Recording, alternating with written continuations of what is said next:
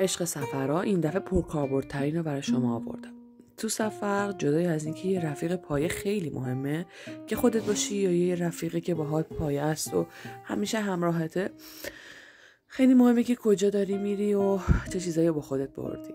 قطعا تو سفر تجربه سفر و وسایلی که با خودت بردی خیلی ارزشمندتر میکنه. با این سری امکاناتی که واقعا لازم و ضروریه شروع میکنم که حالا ایده بگیریم. اتوهای سفری اتوهای کوچیک و پرقدرتی هستن که خیلی راحت میتونن شما رو از یه شلختگی ظاهری نجات بدن. قطعا میشه بدون اونا هم سر کرد، اما بدون این تجهیزات تیوبی مخصوص شامپو نه.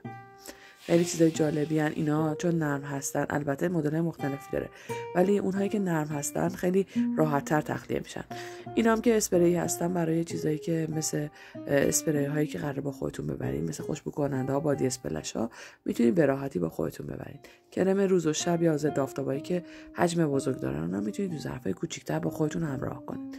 اینجوری با خیال راحت یه نمونه ازشون رو با خودتون تو سفر دارید.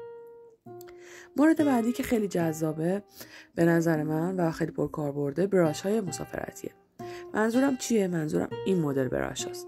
براش هایی که خیلی کوچیک و کمجا هستن اما همه براش ها رو شامل میشن. واسه یه میکاپ جذاب شما به ابزارهای خوب نیاز دارین. اینو هم تو سفر هم غیر سفر خیلی پرکاربردن.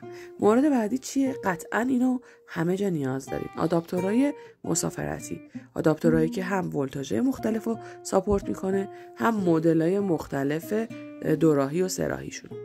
خب قطعا یه همچین چیزی واسه کشورهای مختلف نیازه. پورتای USB و پورت C دارن و خیلی پرکاربردن. مورد بعدی اگه بچه دارید یا وسواس دارید، خیلی پمپای صابون پرکاربرده براتون. کمجا و کم مصرف سر همه بطری ها هم نصب میشه.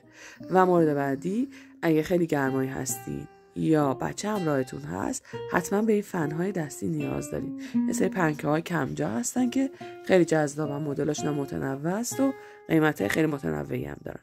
اگه بتونید مدلی رو بگیرین که راحت جمع بشه و پرهاش جمع بشه تو خودش، احتمال آسیب دیدنش کمتره و راحت هم میتونید با خودتون ببرین. کدومش رو نداشتین؟ شما چی رو پیشنهاد میدین؟